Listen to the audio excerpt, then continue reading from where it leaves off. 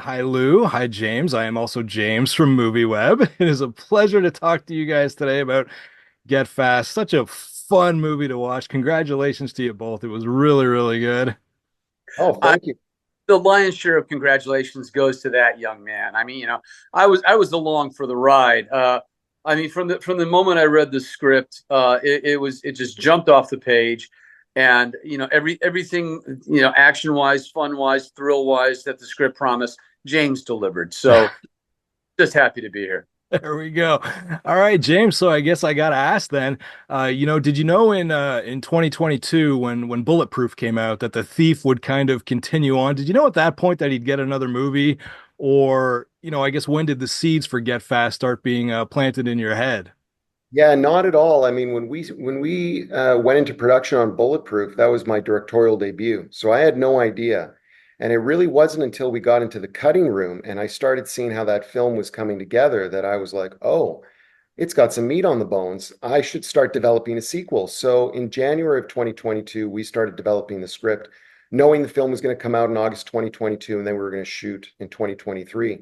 And also, just to quickly go back to Lou, say thank you for those kind words, but also Lou should not sell himself short in any way because he is a legend, and the movie is only as good as your amazing, antagonist. And I would say that Lou not only is tremendous in this film, but I think he's going to surprise a lot of his fans with something that they've never seen before. And I'm just completely excited for it. And not only that, sorry, I'm going to go on a little gush mode here. Lou Diamond Phillips is the nicest, most talented man that I've ever met, and you could literally print every take. You only need one take, but you could print if you get two or three, you can print them all. It makes it a very hard job when you're editing the film. And I'll stop there, Lou. Man, it's a love fest this morning. He's the That's best. So awesome. All right, Lewin, I guess I love the character of the cowboy, man. He was so outrageous, so over the top. But you got to help me out with something here, just a little bit. He kidnaps Mrs. Murphy. I love that scene. He kidnaps Mrs. Murphy. He tells her everything's gonna be okay, and then when Noosh has to prove her point, he kind of seems like he feels something, like he feels a little regret. But then he comes out with that line, "Oh, I'm gonna have to find another dry cleaner," which makes him seem Spoiler art. totally self-serving. So in your mind, was the cowboy, did he have a moral compass or was he just a complete psychopath? Ah, ah, ah, ah, ah, Uh, ah, ah. okay. Stop casting aspersions.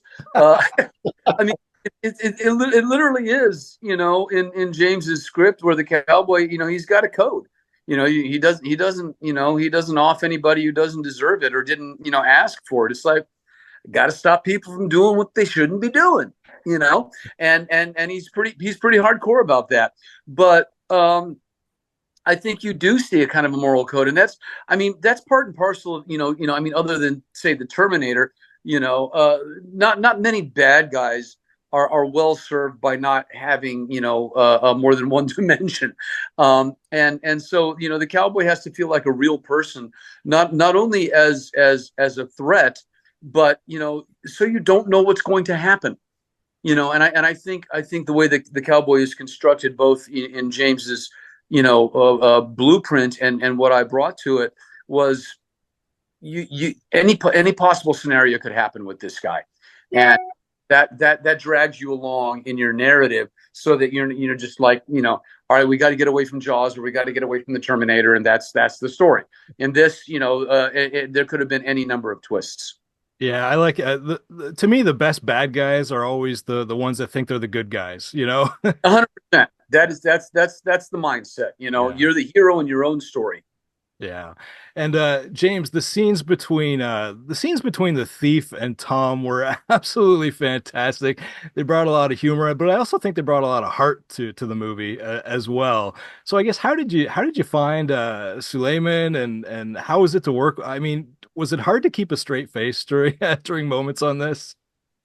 it was a little hard to keep a straight face with him. I mean, that relationship between me and Suleiman is really what our relationship in real life is, because the young man is a super talent. It's his film debut, But funny enough, he lied in his first audition.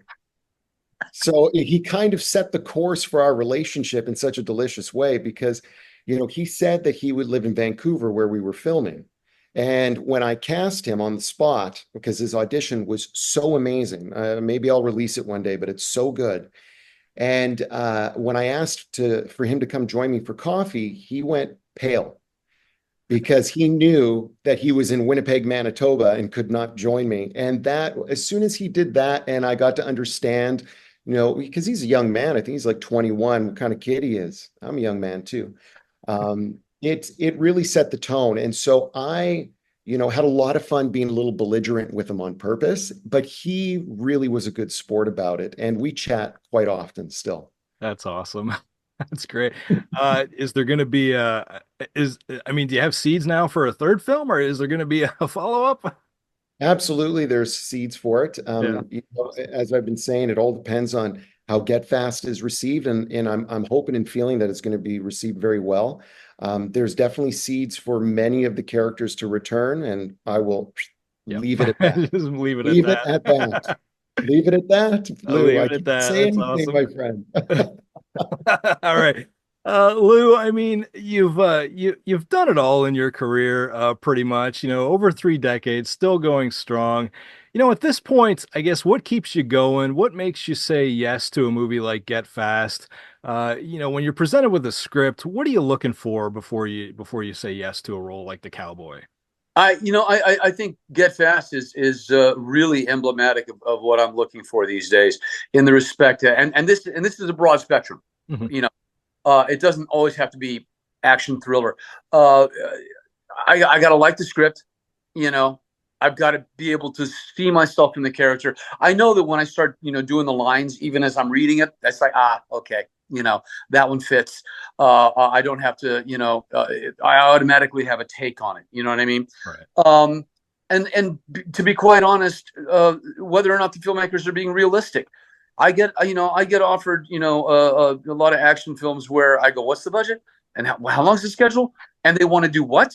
And I go, no, that's going to be a disaster. You cannot accomplish that. Having directed myself, I continue to direct. I continue to write. I write films that, I would like to see get made on a budget. And I felt that James could accomplish this. Plus, he wrote a really nice kiss-ass letter, which made me feel, really good about It was it. genuine. I wasn't trying to be kiss-ass. But he delivered. He really delivered. And the Peacemaker group, all the stunt guys, they accomplished this, and I felt like it could be accomplished. And so I always judge a film, by the same criteria, but with different expectations. It's like, something with a $40 million budget, I have that expectation. If your budget's here, it's like, that's great. Let it be what it's supposed to be, but make sure you give yourself a fighting chance and can achieve what you hope to achieve. Because I've been on those sets where it's like you just it's a slowly sinking ship, and Right. that's not feeling. And so those things have to tick the boxes for me before I jump on. That's awesome. Yeah, speaking of like budgets and effects and all that, I mean, you're in Werewolves next with Frank Grillo. Yeah. And we spoke to Grillo earlier this year. He described it as The Purge meets Werewolves. He went on and on about the practical effects, totally gushing. So I guess I'll just take a moment here to ask you, what did you think of those practical effects, and how was it with Grillo and everybody on set? Because this movie looks absolutely insane. I love it. Again, I think a crowd pleaser. And Stephen C. Miller and James C. Clayton, and I wonder if the C stands for the same thing. It's probably cool. They're cut from the same cloth. These are guys who love movies, and I love that. I cannot stand the people in the business who are there because they want to make widgets, or that they're bean counters or whatever. People who love movies, who make movies, that means a lot to me. Being on a set like Get Fast, where everything was kind of George Miller, Mad Max, and real, and the same thing with Stephen C. Miller on Werewolves.